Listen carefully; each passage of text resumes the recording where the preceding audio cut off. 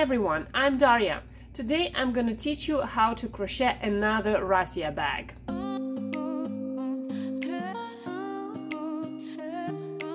Welcome back to DaryaCrochetLife. On this channel I post knitting and crochet lessons, simple and not so simple tutorials on how to make different knitting and crochet projects.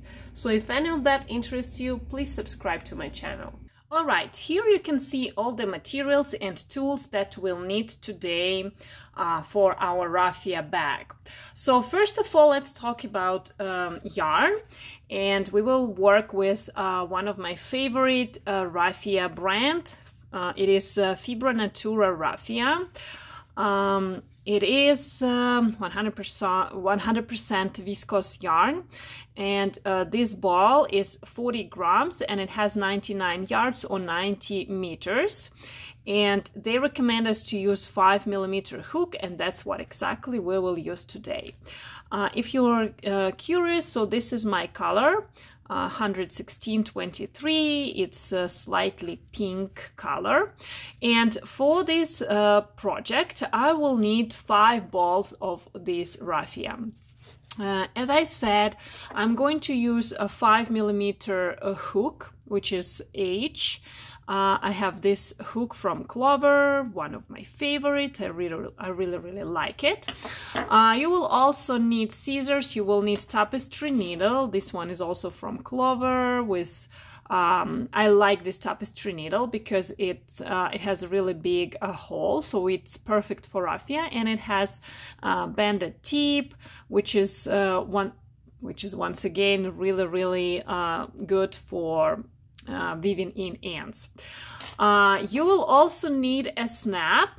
I decided to go with this one. It's a magnet snap, like that. We will need sewing thread to attach this snap, or I will decide, or maybe I will not gonna use that and I will use the raffia, my like the one that we will crochet with. So that's optional. And I don't know yet exactly what handle color will be good with this purse, because this raffia is slightly pink. I don't know if this brown handles are okay, so I decided a little bit later, maybe black, maybe this brown or like light beige. So I ordered that from AliExpress. This is really good and not expensive at all handles. You need 2 of them for our project. There will be no any lining in this bag, but if you want, obviously you can attach lining, no problem. But I think this bag doesn't need any lining. Okay, let's start crocheting. So we need to make 2 panels, front and back panel, and then another panel, another detail, which would be sides and bottom. But that would be just 1 panel. So in total we need to make just 3 panels. Front and back you make exactly the same way, and it's very easy to make. First of all, we will do simple rectangle. So first let's make a slip knot. Let's leave a little bit longer end because it will be easy to weave it in later. And I'm making my slip knot. And after that we need to chain 41 stitches. So I'm doing 41 because in the first row I will have 40 single crochet. So chain 41 right now. I have my foundation chain of 41 stitches. So, and in my first row I need to make 40 single crochet. I'm skipping the last stitch, I'm not going over there, and I insert my hook into the second stitch through the top loop, just 1 top loop only, and I'm doing my first single crochet. And now be careful, don't do 2 stitches into the same stitch, and don't skip any chains. Just make 1 single crochet on top of every chain from your foundation chain, and at the end please count. You should have 40 stitches, 40 single crochet. That's what you're supposed to have after making first row. After that, row 2 and till row 30, you do exactly the same things. So you start your work by making 1 chain, then you need to turn your work, and you will turn it like you're turning a page in a book, like this. Then you need to skip the turning chain, and starting from the next stitch, insert your hook under both loops of the next stitch, like that. You make your next single crochet. And then you need to make a single crochet in every stitch to the end. And at the end, please, especially if you're a beginner, please count your stitches after every row. It should be always 40. And make notes somewhere after every row. In total, you need to stop when you will have 30 rows. So 40 stitches in every row, and you need to have 30 rows. And I'll see you after that. All right, I have 30 rows, and in every row I have 40 single crochet right now. So after that, I will work with just half of my stitches, and I will do decreases. In order to start doing that, I need to make a chain 1, then turn my work the same way like I was turning before. We're turning always the same way. And now, instead of working all 40 stitches to the end, I will make just 20 single crochet. I have 20 single crochet right now. After that, I'm making a chain 1, turning my work without finishing that row. And then I will skip my turning chain, and I will skip the first stitch, and starting from the second one, this time I will make 19 single crochet. So work to the end, but I will have 19 because I skipped the first stitch. Finish the row, so then chain 1, turn your work again,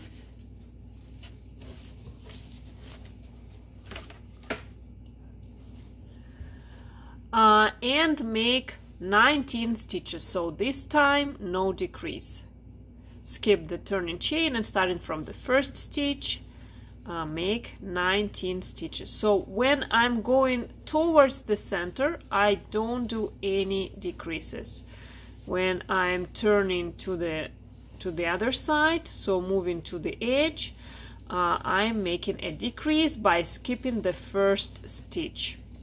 And I need to work like that in total when I'll have 50 rows. So for this part, I will work just for 20 rows.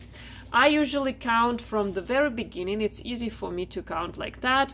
And in total, when I have 50, then I stop. And by that time, I should have just 10 stitches left. So 1 row you decrease, 1 row you work without any changes. All right, so I have 50 rows in total. If I count from the very beginning, I will have 50 rows. Then I end up with 10 stitches. 1, 2, 3, 4, 5, 6, 7, 8, 9, 10. And I have a decrease over here. You see, it's like a V right now. And that's it with this part. So I can cut the yarn and fasten it off. So pull the yarn end through the loop and tighten that. Okay, now I can take another yarn and attach it over here in the middle. So if I look, I will see that the next stitch is this one. So this stitch is already used by single crochet from the first part, and I need to insert my hook into the next stitch grab the yarn and bring it forward. Then I'm making a knot,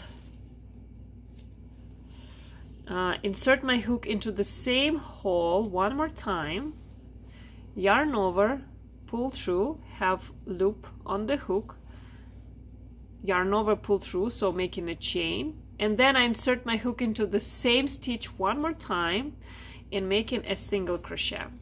And then I need to make single crochet in every stitch to the end. In total, that should be 20 stitches.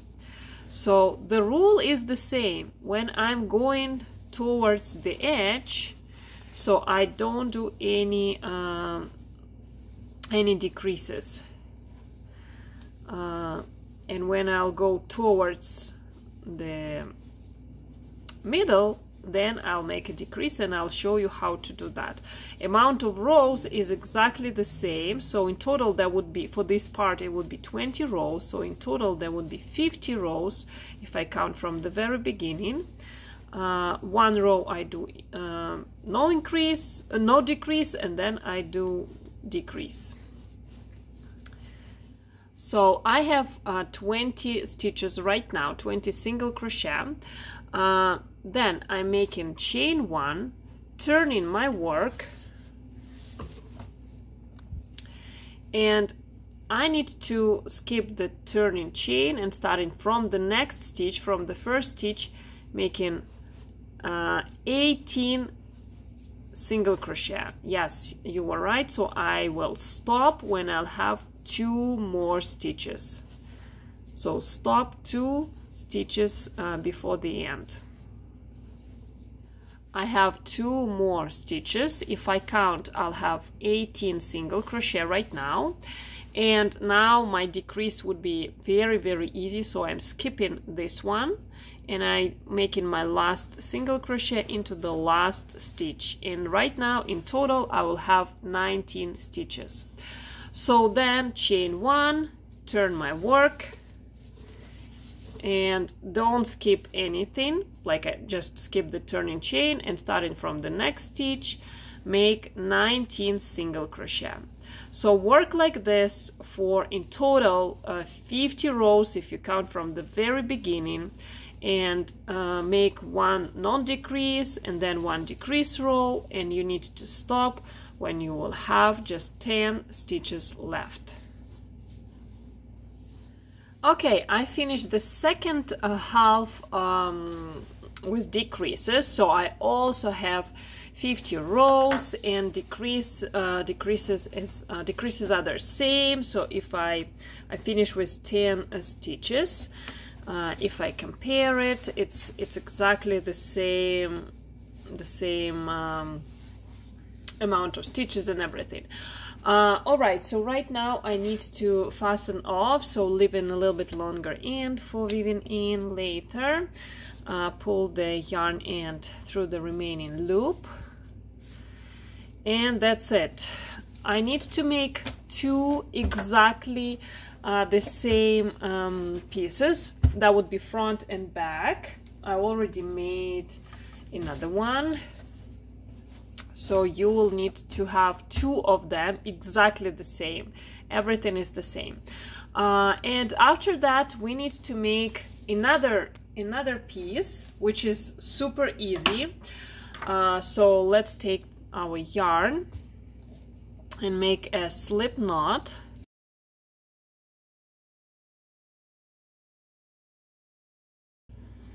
Okay, slip knot, and now we need to make 11 chains.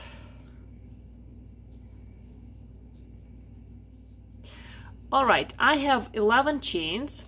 Now I need to skip the last chain, and starting from the second one I will make a row of single crochet, and I will have just 10 single crochet in a row.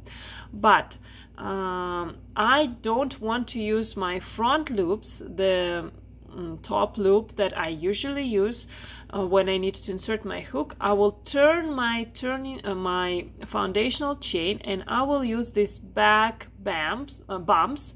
So this bump, this bump, this bump, this bump, to insert my hook into. You see, I'm going through the back bump. Okay, they're a little bit tighter. All right, here it is. And then I'm making my regular single crochet, and I need to do like that to the end. Insert my hook through every bump. All right, I have 10 stitches right now, so that was my row number 1. Then I'm making a chain, turning my work like I'm turning a page in a book, skipping the turning chain, and then like normal, going under both loops, I'm making 10 stitches, 10 single crochet. So I need to make a very long piece. In total, it will be 140 rows. So the length, why it's 140? First, we need to remember how many stitches we had at the very beginning for our main front and back pieces. That was 40 stitches, right? 40 chains. Then how many rows we did? That was 50 rows in total. Since we have 2 sides, so 50 plus 50, that's 100. And for the bottom, number of stitches, total number of stitches, which is 40. So then we have 140. So right now I am making a very, very long rectangle with just 10 stitches in it, and the amount of rows would be 140. And I'll see you after I have this long rectangle. You see, I already made 3 rows. All right, so I finished 3 of my pieces. I have 2 of exactly the same pieces, front and back.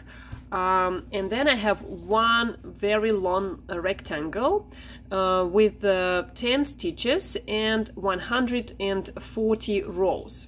And I also added stitch markers, 2 stitch markers on the 50th row. So I counted from one of the edges, I counted and installed a marker on the row 50, and I did the same thing on the other side. So counted from this edge and installed the marker on the row 50. So that will be marking for me, so I will know that I'm still doing everything correct. Okay, let me take this away. So right now we need to attach one of the front or back panels to our stripe, and since we have 50 rows over here, and I marked 50 rows, it's supposed to be like that, and I will know exactly that everything is lined up correctly. Then we have 40 rows for the bottom and 50 rows for the other side. Okay, so how you attach everything? Both of the sides you will attach exactly the same way, and I usually, okay, I will hold it this way. Yeah, I will hold it like that. So on the bottom I have my front panel, and on top I have my rectangle. Insert my hook into the rectangle. Yeah, you see I still have yarn attached to rectangle, and I'm gonna use that yarn for the seam. So we will do a seam with the single crochet.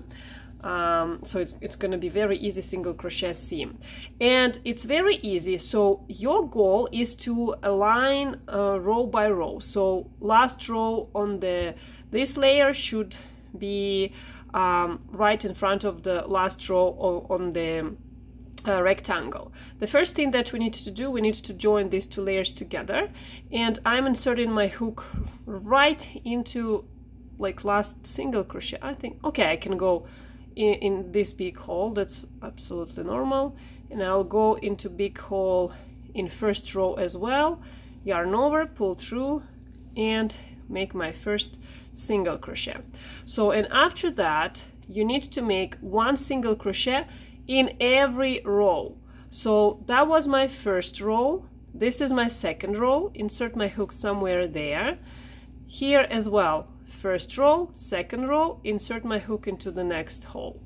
So it's very intuitive, and sometimes you don't really need to look. You see those holes, they are like they're already aligned, and I'm doing my single crochet like that. And I have a stitch marker on the row 50 that will tell me that I'm doing everything correctly and everything is aligned. And I work like that all around.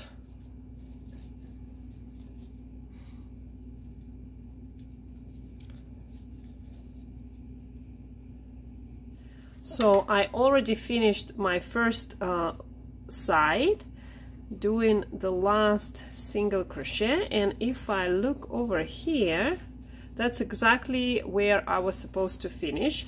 So right now I will so that was my side. Now I will work along the bottom like this, and I will do exactly the same thing. So just keep doing one single crochet on every row. Okay, where is the next one? Next one's here, and that's it. So this one should be like this angle, and then I do just in every next stitch I'm doing a single crochet, and in every next row one single crochet, and you will work like this all around to the end. Alright, so I finished my first seam, the row of single crochet, and now I need to fasten off. So cut the yarn. I have so many yarn ends on this project, it's unbelievable. And then fasten off. So pull this yarn end through the loop and tighten that. That's what you're supposed to have. So from the side of the front panel, you should see the seam. This is the corner. Okay. So for the second seam, you need to take the second part, front or back, place it under our piece that we already saw, and put the rectangle on top of the piece like this. Then we need to join these two corners, and I'm going to do it with my raffia. So insert your hook into the corner on first layer, insert your hook into the corner on the second layer, then grab the raffia and pull through. Then you can make a double knot, insert your hook into the same hole one more time, yarn over, pull through, and then make a chain, and then go into the same hole again and make a single crochet. All right, so now you can do the seam exactly the same way like you were doing before. So all rest is absolutely the same. One single crochet on every row through both layers.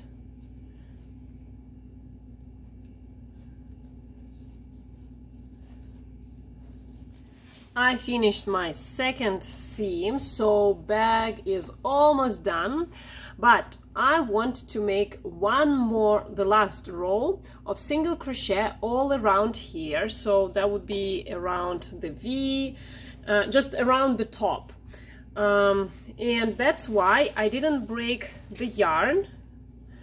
So I still have my yarn attached here, and I start working. So first I have this 10 single crochet, and I'm gonna do them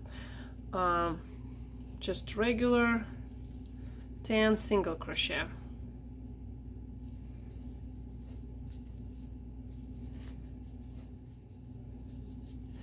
When I come to the last one, so here I need to turn my work and start working along this edge. So in order to do that, I need to make 3 single crochet into the last stitch. One, another one into the same hole, and the last one into the same hole. So in this yarn end I will put along my edge so it will weave in naturally, nicely.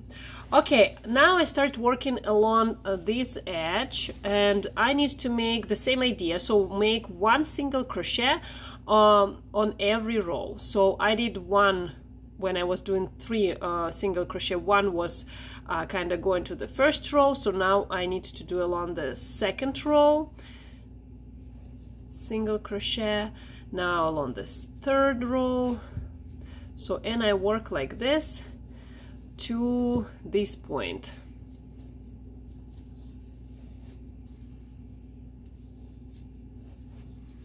When you come to the bottom of our V, so okay, this is my last single crochet, and I have one more to go. So that's what I'm doing. I will do a decrease. So first insert your hook into the next stitch, yarn over, pull through, and then insert your hook into the first row of the second part of the V, yarn over, pull through. You should have 3 loops on the hook, yarn over, pull through all 3 of them. And after that, repeat the same thing, 1 single crochet on every row of the second part of our V. And that's it. Then you will come to this corner and you will do 3 into the corner, then 1 stitch in every stitch here, 1 stitch in every stitch there, and the same thing like on the other side, and you will come to the beginning point, and I'll see you there. So I worked all around, and this is my beginning point. So I did all of my single crochet, and now I need to make a slip stitch into the first stitch. So insert my hook into the first single crochet, yarn over, and pull through everything.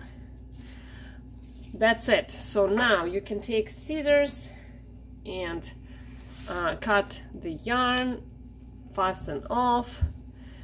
And for some reason I have a million yarn ends, and right now I need to weave them all because it's unbelievable. So let me show you how to weave in ends. I'm gonna use tapestry needle, so thread the yarn through the tapestry needle. Then you need to find any loop that is close to the yarn, any one, let's say this one, and insert your needle into that loop and pull it through. So you move the position of the working yarn, and now this loop can be very good because it's very close. I insert my needle under that loop and pull through, and you repeat it several more times. And it's good if you'll change direction of your work like this. And crocheting and raffia in particular are really good in hiding yarn ends. It's like, it's almost invisible.